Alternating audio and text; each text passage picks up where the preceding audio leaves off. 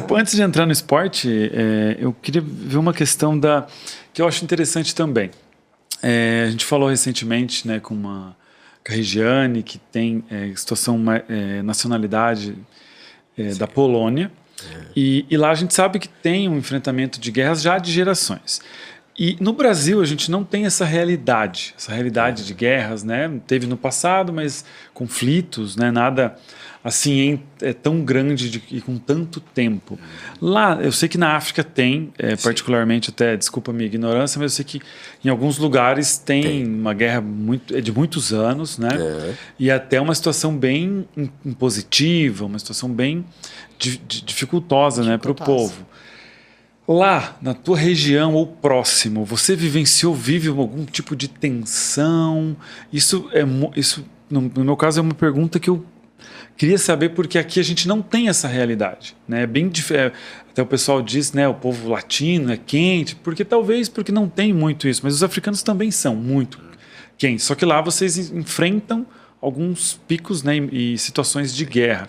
Como que é lá, né? E também não só a guerra em si, mas aqui, pelo menos até como a gente mencionou antes, a questão da história em si não é geografia, inclusive não é um foco, né? Nós estudamos na escola, mas não nada muito a fundo.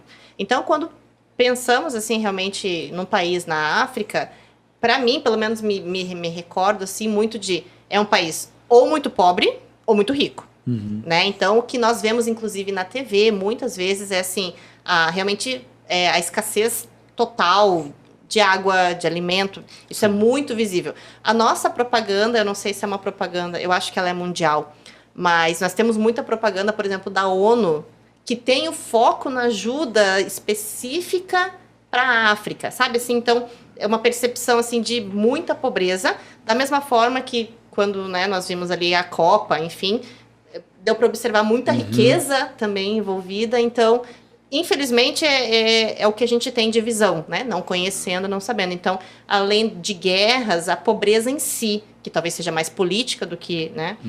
Como é que é isso realmente? O que você pode falar pra gente sobre isso? É uma ótima pergunta, né? Eu acredito que a maioria das pessoas, antes de criarem uma percepção, inclusive, deveriam formular a pergunta dessa forma que vocês formularam. Assim teriam a resposta certa. E aproveito disso para esclarecer um pouco as coisas.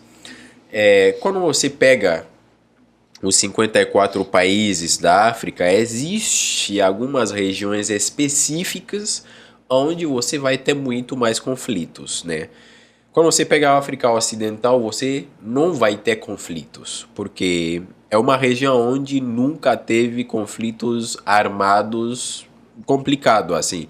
No máximo, você vai ter o conflito armado na Costa do Marfim, né, na transição entre Félix Houphouët-Boigny e Laurent Gbagbo, né, e de Laurent Gbagbo para Alassane Dramane Ouattara, que foram os três presidentes durante seu tempo em qual teve leves tensões, assim, não guerras muito aprofundadas. Agora, quando você vai para a África Central, então você sai da ocidental é onde você vai ter Costa do Marfim, Togo, Benin, Nigéria. Quando você sai daí, você entra na África Central, o Camarões já começa a ser África Central.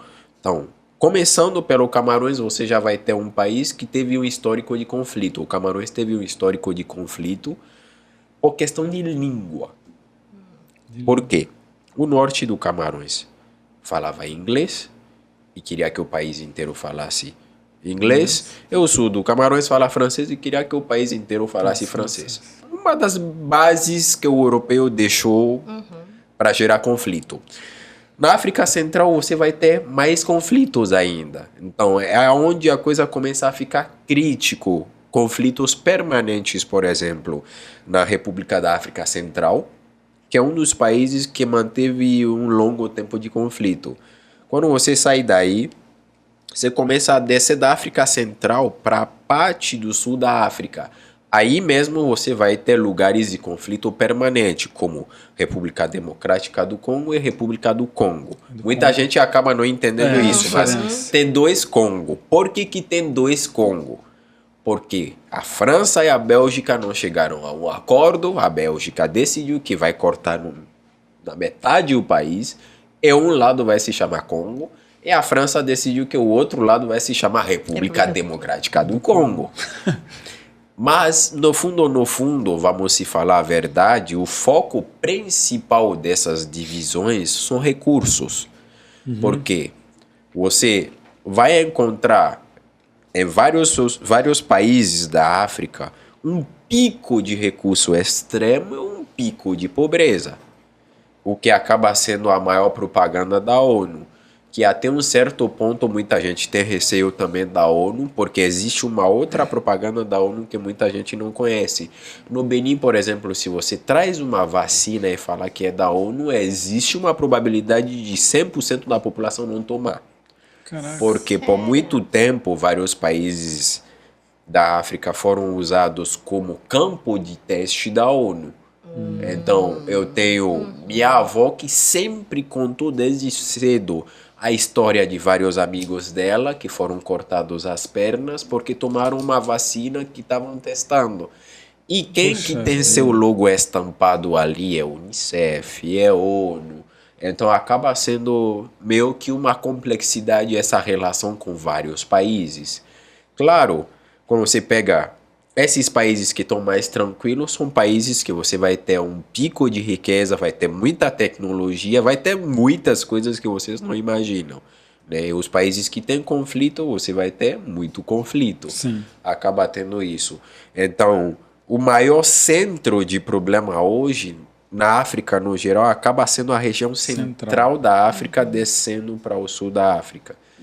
Os outros lugares são lugares completamente tranquilos. Inclusive, eu acho que tem um brasileiro, que é o brasileiro de 196 sonhos, se eu não me engano, o nome dele. Acho que é 196 sonhos, procuram ele no Instagram depois, que rodou esses países todos, inclusive os países que tinham conflitos. Que legal. E uma característica é que ele não conseguiu visto para ir nesses países. Eu ia perguntar se isso é de livre acesso. Aí ele acabou dando um jeito de ir. Caraca, Brasileiro é bom, né? Brasileiro é bom em desenrolar. Um pouquinho, né? É bom em desenrolar. Tem vários casos. Então ele tem um pouco de registro dessa situação toda que a gente fala. E se você quiser ver pico de tecnologia é riqueza, você vai para a parte de cima da África e a parte do sul, né? Países como África do Sul, Angola, Namíbia. Então, tem muitas coisas extraordinárias. Você vai no Benin hoje, tem um nível de desenvolvimento muito elevado, porque os últimos presidentes trabalharam em melhorar muito essa percepção e mudar a propaganda africana, que acaba meio que afetando a maioria dos países da África, né? Que interessante, né? E realmente a nossa visão aqui, ela é estereotipada, com certeza. Estereotipada e é o que nós temos de acesso, digamos assim. Óbvio, né? Nós visitam. Tem 54 países, tem muita coisa para ver. Eu fui em 2022 para Angola, né, para vários lugares de Angola. Mesmo eu sendo africano, não tinha uma visão tão tecnológica e grandiosa de Angola. Tem lugares de Angola em qual você vai achar que está em Dubai. Claro, tem lugares ao mesmo tempo onde você vai estar numa África bem pobre, sabe? Como o Brasil tem uma diferença de classe social muito grande, né? Sim. Então existe muito isso. Tem muitos lugares para ir. Começando pelos países de língua portuguesa, porque tem vários países. Tem, né? Sim. Tem Angola, Cabo Verde, São Tomé e Príncipe, Guiné, a Guiné-Bissau. Né? Tem esses lugares que falam português. Aí já fica mais fácil. Sim.